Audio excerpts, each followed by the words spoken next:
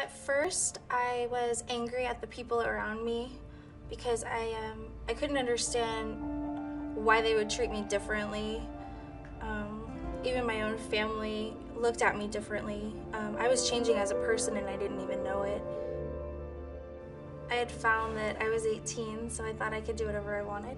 I ran into two guys that seemed to be nice enough. We hung out for a few days, and they said, "Hey, we're moving. We're going to California or Florida. You want to come?" So I went with them. I got on that bus and I left myself behind, and I thought that was a great thing. But as we pulled into Florida, something changed and this darkness came over him, and he became a different person. I wanted to be close to him, and we started doing drugs together, and I thought that that would prove to be a bonding experience, and it just further isolated both of us, really. And so I was living with my boyfriend, his brother, his uncle, and 4 other guys in a 2-bedroom apartment. I remember sitting on a washing machine doing my laundry, really stoned, praying and saying, "God, I don't even know what I'm doing anymore. I'm so confused. If you can just show me the truth and show me what I'm supposed to do and who I am, then maybe I can do something, because right now I know I'm doing something wrong, but I don't know how to stop. I don't know how to want something better." And I just felt this guilt like inside of me all the time, this tremendous guilt. And I didn't know what to do. I'd found myself in a pretty bad situation. So one day we were sitting out by the pool, and it was about 1 o'clock in the morning, and this lady appeared. She sat down with us, and my roommate poured a bottle of beer on my head because I said something he did not agree with in front of everybody. And I was pretty humiliated, and she looked at me in the eyes after everybody had left, and she said, "It's time to go home. You need to go home to your family. These guys are they're gonna get you addicted to drugs, and they're gonna sell you." And I had no idea, but that was an angel that night God had sent to me, because as time went on, that is, I think, what their intent was. The thought that somebody would care that little about me, the thought that I had such little respect in my heart for myself, that I would stay with somebody that was willing to sell me, that's just astounding. We ended up getting kicked out of our apartment. We ended up living in a hotel. I would go to work, they would stay home and do drugs, and I'd bring home money, and I paid for the hotel, I paid for our food. Again, I prayed to God, show me the truth, help me to see what's going on. My boyfriend and his brother had gone out to party, and I started packing as soon as he left. I just started throwing my stuff into the suitcase. As I was packing, my boyfriend came home and he asked what I was doing.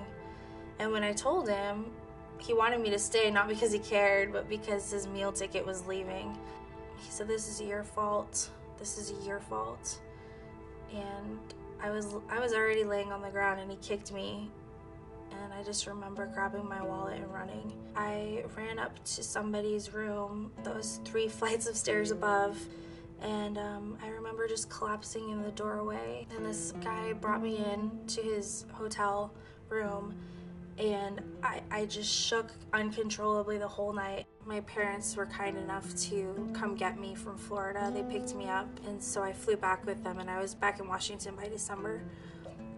And I tried to start a life again. I was really broken, and I thought that if I could find somebody just as broken as me, together we'd be one whole piece, and everything would be fine. And after about 2 years, I ran into my husband now. I was probably 6 months after we got married, I got pregnant, and I realized, oh my gosh, I've got to clean up my act somehow.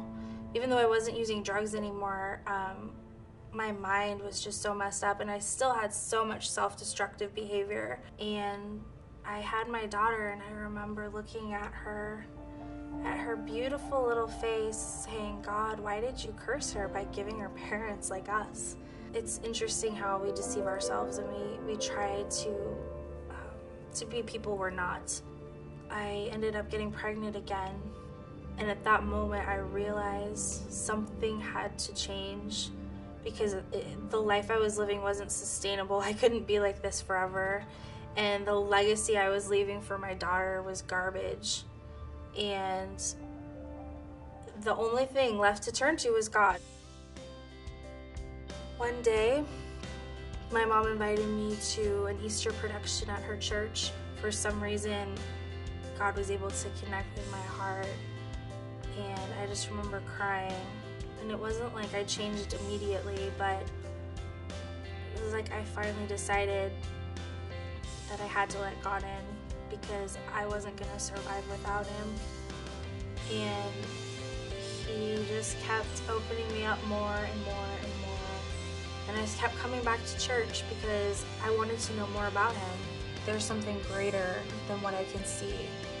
That God is standing beside me, and he still has a plan, and he still loves me, and he can still use me even though I'm not perfect, and even though I'm not everything mankind should say I should be.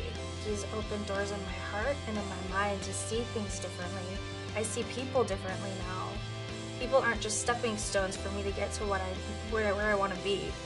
The thought that Jesus had a road already planned for me. He had people out there that he needed me to reach for him. The idea that he had a life planned for me was mind-blowing. I call it a veil of deception. That's what I call it, because I was literally blind. I could not see. It was like something was over my eyes, and at that moment, sitting in that audience, watching the crucifixion again, it was almost like he lifted that veil up from over my eyes, and I was able to see him and see that he loved me. My name is Sina Gilman, and Jesus is on demand.